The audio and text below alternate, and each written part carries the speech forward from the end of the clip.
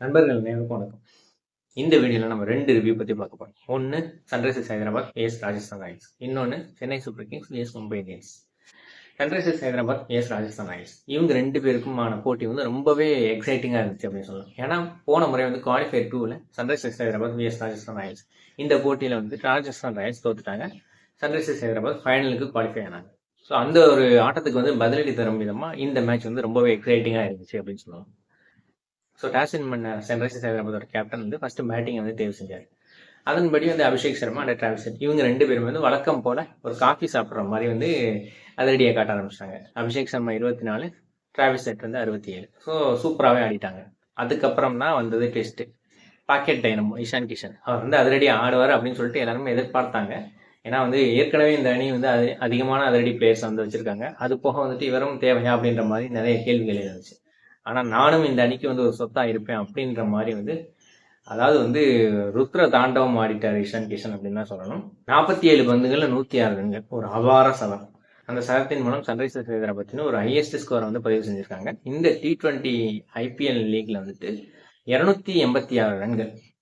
So வந்து இதுதான் வந்து ஃபர்ஸ்ட் ரெக்கார்டாக இருக்கு. ஏற்கனவே உள்ள ரெக்கார்டும் அவங்க தான் வச்சிருக்காங்க. முதல் 3 இடத்துலையும் சன்ரைசர்ஸ் ஹைதராபாத் தான் இருக்காங்க. அந்த அளவுக்கு வந்து ஒரு பேட்டிங் பேரடைஸ் யூனிட்டா அந்த பேட்டிங் யூனிட் இது. இது போக வந்துட்டு கிளாசன் வந்து 14 பந்துகள் 34, அங்கிட் வர்மா 3 பாலுக்கு 7. ஸோ வந்து அடித்த பேட்ஸ்மேன்கள் எல்லாருமே 200 ஸ்ட்ரைக் ரேட்டில் தான் அடிச்சிருக்காங்க. 200க்கு குறைஞ்சி வந்து யாருமே கிடையாது.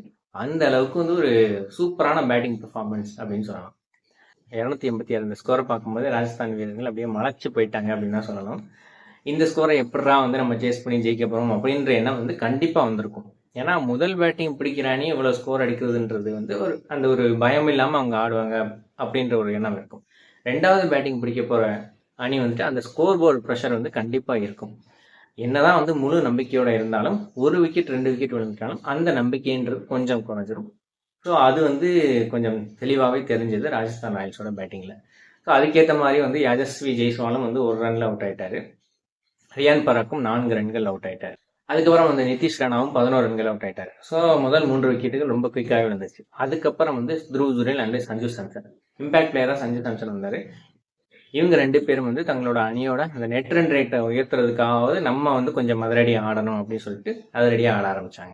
சஞ்சு சாம்சன் 66 ரன்கள், த்ருவ் ஜுரேல் 70 ரன்கள், ஹெட்மயர் 42 ரன்கள், சுபம் துபே 34 ரன்கள், அது 11 பந்துகளில். முடிஞ்ச அளவுக்கு எவ்வளவு அதிரடி காட்டி ஆட முடியுமோ அந்த அளவுக்கு அதிரடி காட்டி ஆடினாங்க. அப்படி அதிரடி காட்டியும் அவங்களால 242 ரன்கள் தான் எடுக்க முடிஞ்சது.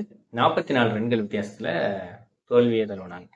ஓரளவு வந்து பேட்டிங் பெர்ஃபார்மன்ஸ் வந்து ராஜஸ்தான் ராயல்ஸ் நல்லா தான் காட்டியிருக்காங்க அப்படின்னு தான் சொல்லணும். ஆனால் அவங்களோட பவுலிங் பெர்ஃபார்மன்ஸ் தான் ரொம்ப புவராக இருக்குது. ஆர்ச்சர் IPL ஹிஸ்ட்ரியிலே அதிகமான ரன்கள் கொடுத்த ஒரு வீரராக இந்த ஒரு மோசமான சாதனையை பதிவு செஞ்சிருக்காரு.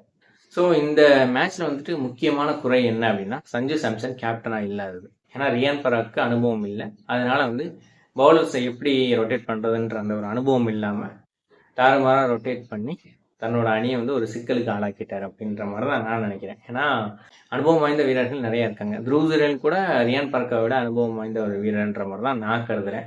அவருக்கு கூட கேப்டன்ஷிப்பை கொடுத்துருக்கலாம். ஏன் ரியான் பராக்கு கொடுத்தாங்கன்றது தான் எனக்கு ஒரு கேள்வியாக இருக்குது. ஸோ இன்னொன்று சொல்லணும், இந்த பிச்சு அதாவது வந்து IPL மேட்ச்லாம் வந்து ஒரு 2020 அப்படின்றது ஒரு இன்ட்ரெஸ்டிங்காக கொண்டு போகிறதுக்காக தான் ஆரம்பித்தது. ஸோ அது ஒரு நல்ல விஷயம் தான். 4s and 6 வந்து ஹெவியாக வரும். ஆனால் வந்து அது ஒரு அளவுக்கு இருந்தால் தான் வந்து நல்லாயிருக்கும். அளவுக்கு மிஞ்சினா அமிர்தமும் நஞ்சு அப்படின்ற மாதிரி தான் இருக்குது இந்த மேட்சை பார்க்கும்போது. ஏன்னா சாம்பியன்ஸ் டிராஃபி ஃபைனலில் கூட ஒன் டே இன்டர்நேஷ்னல் மேட்ச் அதில் கூட இவ்வளவு ரன்கள் அடிக்கப்படலை. ஆனால் வந்து ஒரு T20 மேட்ச்சில் வந்து 286 ரன்கள்ன்றது எப்படி சொல்கிறது அப்படின்னு தெரியல. இது வந்து ராஜீவ்காந்தி ஸ்டேடியமா இல்லை ராவல்பிண்டி கட்டாந்தர ஸ்டேடியமா அப்படின்ற மாதிரி தான் நமக்கு கேள்வி கேட்க வருது.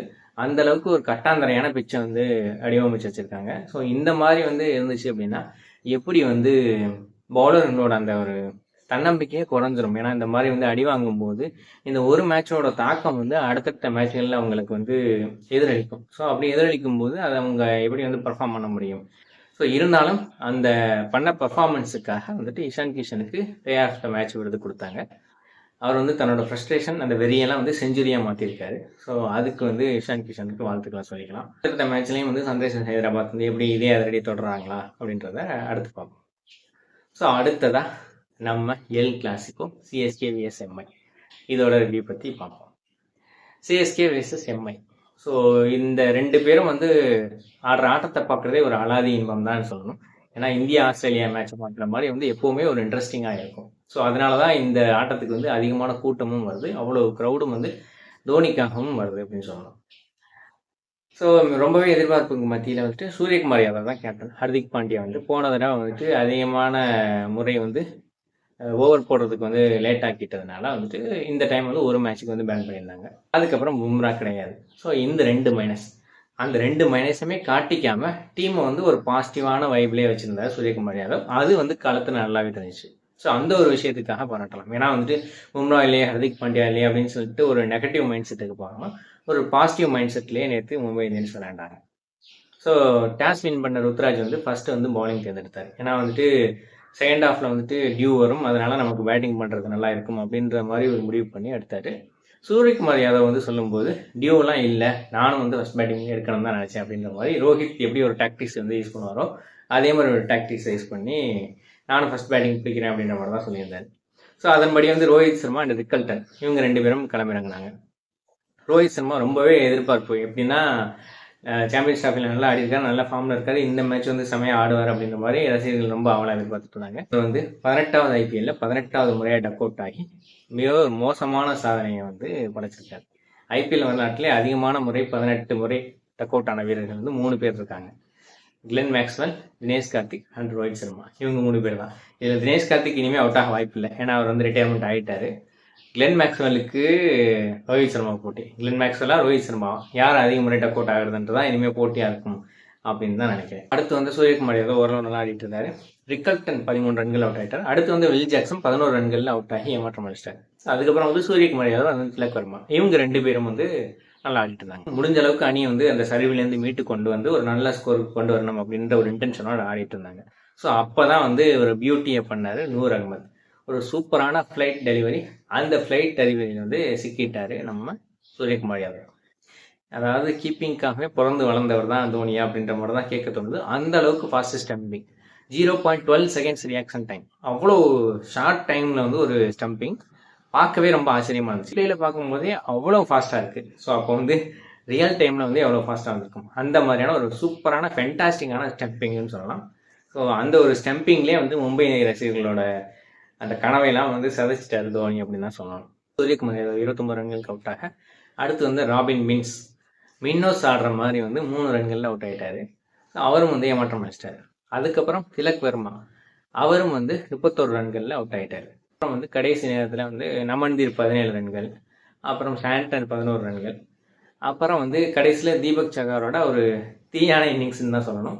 ஸோ அதுதான் வந்து ஓரளவு டீசெண்டான ஸ்கோரை மும்பை இந்தியன்ஸுக்கு கொண்டு வந்தது. தீபக் சகர் 2 பவுண்டரி 2 சிக்ஸோட 28 ரன்கள் அடித்தார். ஸோ இறுதியில் வந்து 155 ரன்கள் வந்து மும்பை இந்தியன்ஸ் எடுத்தாங்க. நூர் அகமது 4 ஓவர்கள் போட்டு 18 ரன்கள் கொடுத்து 4 விக்கெட்டுகள், கலீல் அகமது 4 ஓவர் போட்டு 29 ரன்கள் கொடுத்து 3 விக்கெட்டுகள். மொத்தமாக ஒரு அகமது ஷோ தான் நடந்துச்சு சென்னை ஸ்டேட் பக்கத்தில். ஸோ இந்த முறை வந்து ருத்ராஜ் கேக்வாட் அண்டு ரச்சின் ரவீந்திரா அவங்க ஓப்பன் பண்ணல. ஸோ ஒரு டாக்டிக்கல் மூவா, ஏன்னா வந்து ட்ரெண்ட் போல்ட் போடுறாரு. ட்ரெண்ட் போல்ட் ஓவரில் வந்துட்டு 3 டைம் வந்து ருத்ராஜ் கேக்வாட்டை வந்து அவுட் ஆயிருக்காரு. இந்த இடம் வந்து ஒரு tactical Muva Tripathi and Ravindra இவங்க 2 பேரையும் ஓப்பனிங் இறக்கி பார்ப்போம் அப்படின்ற மாதிரி இறக்கி பார்த்தாங்க. திரிபாதியோட 3 வந்து பாதி தான் இருந்துச்சு அப்படின்னு தான் சொல்லணும். அப்படி தான் இருந்துச்சு அவரோட நாக்கு. 2 ரன்களில் அவுட் ஆகிட்டாரு. ஸோ அதுக்கப்புறம் வந்துட்டு கேட்வாக் வந்த கேக்வாட் சூப்பராக வந்து அந்த கேட்வாக் எப்படி வந்து ஃபாஸ்ட்டாக நடக்குமோ அந்த மாதிரி வந்து ஒரு ஃபாஸ்டான இன்னிங்ஸ், ஒரு செமையான இன்னிங்ஸ் ஆடி 53 ரன்கள் எடுத்து சென்னை சூப்பர் கிங்ஸ் அணி வந்து வெற்றிக்கு பக்கத்திலே கொண்டு போய் வச்சுட்டாரு அப்படின்னு தான் சொல்லணும். அந்த அளவுக்கு ஒரு சூப்பரான நாள். 53 ரன்களில் விக்னேஷ் புத்தூர் அப்படின்ற ஒரு புது ஸ்பின்னரோட பாலில் வந்துட்டு தன்னோட விக்கெட்டை இழந்தார் ருத்ராஜ் கேக்வாட். அதுக்கப்புறம் வந்து சிவம் துபே, இவர் வந்து ஸ்பின்னெல்லாம் வெளுத்து வாங்குவார் அப்படின்ற மாதிரி வந்து எல்லாருமே எதிர்பார்த்துட்டு இருந்தாங்க சென்னை ரசிகர்கள்லாம். ஏன்னா 6 வந்து பறக்கும் அப்படின்ற மாதிரி எதிர்பார்த்துட்டு இருந்தாங்க. அவர் வந்து 9 ரன்களுக்கு விக்னேஷ் புத்தூர் பாலில் அவுட் ஆயிட்டார். ஸோ அதுக்கப்புறம் வந்துட்டு இம்பாக்ட் பிளேயராக தீபக் கூட வந்தார். ஸோ அவர் வந்து ஒரு பெரிய இம்பாக்ட் எல்லாம் கிரியேட் பண்ணல. அவரும் 3 ரன்களுக்கு விக்னேஷ் புத்தூர் பாலில் வந்து அவுட் ஆயிட்டார். ஸோ வந்து அதுக்கப்புறம் வந்து கொஞ்சம் மாற்றத்தில் பரபரப்பு பத்திக்கிச்சு அப்படின்னு தான் சொல்லணும். சச்சினோட 65 ரன்கள், சர் ஜடேஜாவோட 17 ரன்கள், இவங்க 2 பேரோட உதவியோட சென்னை சூப்பர் கிங்ஸ் அணி எளிதில் ஒரு வெற்றியை பெற்றுட்டாங்க 19.1 ஓவர்களில். ஸோ கடைசி நேரத்தில் வந்துட்டு ரவீந்திர ஜடேஜா ரன் அவுட் ஆகிட்டாரு. அதுக்கப்புறம் வந்து தோனி என்ட்ரு ஆனார். ரவீந்திர ஜடேஜா அவுட் ஆனதுக்கு அப்புறம் சென்னை ரசிகர்கள் எல்லாருமே ஆர்ப்பரிக்க ஆரம்பிச்சிட்டாங்க. ஏன்னா வந்துட்டு தோனி இறங்குவார் அப்படின்றதுனால. ஸோ இந்த டைம் வந்து மேட்ச் வந்து ஓரளவுக்கு கிட்டத்தட்ட ஜெயிக்கிற லெவலுக்கு போயிடுச்சு. அதனால ரவீந்திர ஜடேஜா அந்த ஒரு அதிருப்தி எதுவும் காட்டிக்கல. ஸோ இந்த டைம் வந்து தோனி வந்து 2 ரன் தான் இருக்கு, ஈஸியாக வந்து அடிச்சிருவார் அப்படின்ற மாதிரி எதிர்பார்த்தாங்க. ஆனால் 2 பாலையும் ஸ்ட்ரோக் வச்சு தோனி வந்து சச்சின் ரவீந்திராவுக்கு அந்த ஒரு வின்னிங் ஸ்ட்ரைக் அடிக்கிறதுக்கு வாய்ப்பு கொடுத்தாரு. ஸோ இதனால தான் வந்து தோனி வந்து நிறைய பேர் பாராட்டிட்டு இருக்காங்க. ஸோ ஒட்டுமொத்தமாக சென்னை சூப்பர் கிங்ஸ் வந்து சூப்பரான ஒரு பர்ஃபார்மன்ஸை கொடுத்தாங்கன்னு சொல்லணும். அவங்களோட ஹோம் பிச்சு, அந்த ஹோம் பிச்சில் வந்து ஆல்ரெடி மும்பை இந்தியன்ஸ் டாமினன்ஸ் பண்ணியிருந்தாலும் எங்கனாலையும் டாமினன்ஸ் பண்ண முடியும் அப்படின்ற மாதிரி நிரூபித்தாங்க. ஸோ அவங்களோட ஸ்பின் வந்து சூப்பராக வந்து எடுபட்டுச்சு அப்படின்னு சொல்லணும். அஸ்வினும் வந்து ஒரு விக்கெட் எடுத்தார். ஸோ அதுவும் வந்து ஒரு நல்ல ஒரு அறிகுறி அப்படின்னு சொல்லணும். ஆனால் நூர் அகமது தான் அவங்க பெரிதும் நம்பியிருந்தாங்க. ஏன்னா நூர் அகமது வந்து ஒரு மிஸ்ட்ரி ஸ்பின்னர் மாதிரி வந்து போடுவார். ஸோ அதனால வந்து அவரை பெரிதும் நம்பியிருந்தாங்க. அவர் அந்த நம்பிக்கையை வந்து காப்பாற்றிட்டார், வீண் போகலை அப்படின்னு தான் சொல்லணும். கலீல் அகமது அவரையும் வந்து பெருசாக நம்பி எடுத்தாங்க. ஸோ அவரும் வந்து சூப்பரான ஒரு பர்ஃபார்மன்ஸை கொடுத்துருக்காரு. ஸோ மும்பை இந்தியன்ஸ் அணி கடந்த 13 வருடங்களா முதல் மேட்ச்ல ஜெயிக்கவே மாட்டேன் அப்படின்னு சொல்லிட்டு அடம் பிடிச்சிக்கிட்டு இருக்காங்க. முதல் மேட்ச் வந்து வெற்றி பெறுறது அப்படின்றது ஒரு பாசிட்டிவான ஒரு இம்பாக்டை தரும் அப்படின்றதுல எந்த ஒரு சந்தேகமும் கிடையாது. ஸோ நேற்றைக்கு மேட்ச்சில் வந்து இன்னும் வந்து மும்பைக்கு வந்து ஒரு பெரிய டவுன்ஃபாலாக இருந்தது பும்ரா இல்லாதது தான். ஏன்னா வந்து கடைசி அந்த 3 ஓவர்களுக்கு 21 பால்களுக்கு 27 ரன்கள் அப்படின்ற மாதிரி ஒரு சுச்சுவேஷன் வந்துச்சு. இதே மாதிரியான ஒரு சுச்சுவேஷன் தான் சவுத் ஆப்பிரிக்கா வெர்சஸ் இந்தியா வந்து அந்த மேட்சை போயிருந்தது. ஸோ அப்போ வந்து பும்ரா வந்து கடைசி அந்த 2 ஓவர்களை ஒரு 3-4 ரன்கள் வந்துட்டு கொடுத்து ரொம்ப டைட்டாக போட்டார். அந்த மாதிரி வந்து ஒரு 2 ஓவர் நேற்று வந்து பும்ராவுக்கு இருந்திருந்தா, பும்ரா விளையாடி இருந்தா, ஸோ 21 பாலுக்கு வந்துட்டு 27 ரன்கள் அப்படின்ற மாதிரி இருக்கும்போது கடைசி அந்த 2 ஓவர் அப்படி போட்டிருந்தாரு, ஒரு 7 ரன்னுக்கு போட்டிருந்தாருன்னா கடைசி ஓவருக்கு 13லேருந்து 14 ரன்கள் அப்படின்ற மாதிரி வந்து ஒரு சுச்சுவேஷன் வந்திருக்கும். ஸோ அப்படி இருக்கும்போது அந்த இடத்துல வந்து ஒரு ப்ரெஷர் கிரியேட் ஆகிருக்கும். ஸோ அந்த ப்ரெஷர்னால வந்துட்டு சிஎஸ்கே வந்து கொஞ்சம் தடுமாறி இருக்கவும் வாய்ப்பு இருக்குது. இந்த இடத்துல தான் மும்பை இந்தியன்ஸ் ரொம்பவே மிஸ் பண்ணுறாங்க அப்படின்னு நான் நினைக்கிறேன். தீபக் சகாரம் வந்து நேற்று வந்து ரொம்ப சிறப்பாகலாம் போடலை. ஸோ ட்ரெண்ட் போல்ட்டுக்கும் வந்துட்டு சரியான ஸ்விங் வந்து நேற்று கிடைக்கல. ஸோ ஒருவேளை பும்ரா இருந்திருந்தா அந்த ஒரு பும்ராவோட பாசிட்டிவ் இம்பாக்ட் மற்ற 2 பேர்கிட்டையும் வந்து கிடைச்சிருக்கும். ஸோ இருந்தாலும் பும்ரா இல்லாத அந்த குறைய வந்து ஓரளவு தீர்த்தே நேற்று பவுலிங் போட்டாங்க அப்படின்ற மாதிரி தான் நான் நினைக்கிறேன். முக்கியமாக வந்து விக்னேஷ் புத்தூர், அதாவது ஒரு ஆட்டோ ஓட்டுறவங்களோட மகன், கேரளாவை சேர்ந்தவர். அவரை வந்து காசு போட்டு இங்கேருந்து வந்து சவுத் ஆப்பிரிக்காவுக்கு அனுப்பி அந்த சவுத் ஆப்பிரிக்கா T20 லீக்ல வந்துட்டு எம்ஐ அணியோட வந்து அவங்கள ட்ராவல் பண்ணி ஸோ அவருக்கு வந்து ஒரு எக்ஸ்பீரியன்ஸை கொடுத்து நல்லா ட்ரைனிங்கும் கொடுத்து ஒரு பெரிய வேலையை செஞ்சுருக்காங்க மும்பை இந்தியன்ஸ். ஸோ அதோட பயன்கள் வந்து இப்போ கண் கூட தெரியுது. ஸோ எப்படி வந்து இந்திய அணிக்கு வந்து ஒரு வீரர்களை உருவாக்கும் ஃபேக்ட்ரியாக மும்பை இந்தியன்ஸ் இருக்குது அப்படின்னு தான் நான் நினைக்கிறேன். அந்த மாதிரி தான் பிளேயர்ஸை வந்து உருவாக்கிக்கிட்டு இருக்காங்க. அது ஹர்திக் பாண்டியாலேருந்து, பும்ராவிலேருந்து, திலக் வர்மாலேருந்து, சூரியகுமார் யாதவ்லேருந்து, ஸோ நிறைய வீரர்களை உருவாக்கி கொடுத்துக்கிட்டே இருக்காங்க. ஸோ அதே மாதிரி அந்த வரிசையில் வந்து விக்னேஷ் புத்தூரும் வருவார் அப்படின்ற மாதிரி தான் நான் நினைக்கிறேன்.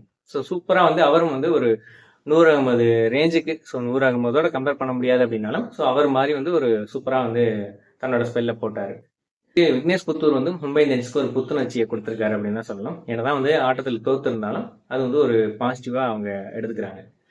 ஏன்னா அடுத்தடுத்த மேட்ச்ல வந்து மும்பை இந்தியன்ஸ் அணி சிறப்பாக செயல்படுவாங்க அப்படின்னு சொல்லிட்டு நம்புவோம். ஏன்னா அடுத்த மேட்ச்சுக்கு ஹர்திக் பாண்டியா வந்துருவாரு, அடுத்த சில மேட்ச்களில் பும்ராவும் வந்துருவாரு அப்படின்னு சொல்லிட்டு எதிர்பார்க்கப்படுது. ஸோ இவங்க 2 பேரும் வந்துட்டாங்கன்னா மும்பை இந்தியன்ஸ் அணி ரொம்பவே பலம் வாய்ந்த அணியாக மாறிடும் அப்படின்றதுல எந்த ஒரு சந்தேகமும் கிடையாது. என்னோட அந்த ரிவ்யூ பிடிச்சிருந்துச்சுன்னா இதை வந்து லைக் பண்ணுங்க, இதை வந்து எல்லாருக்கும் ஷேர் பண்ணுங்க, கிளிக் டு சேனலுக்கு சப்ஸ்கிரைப் பண்ணுங்க.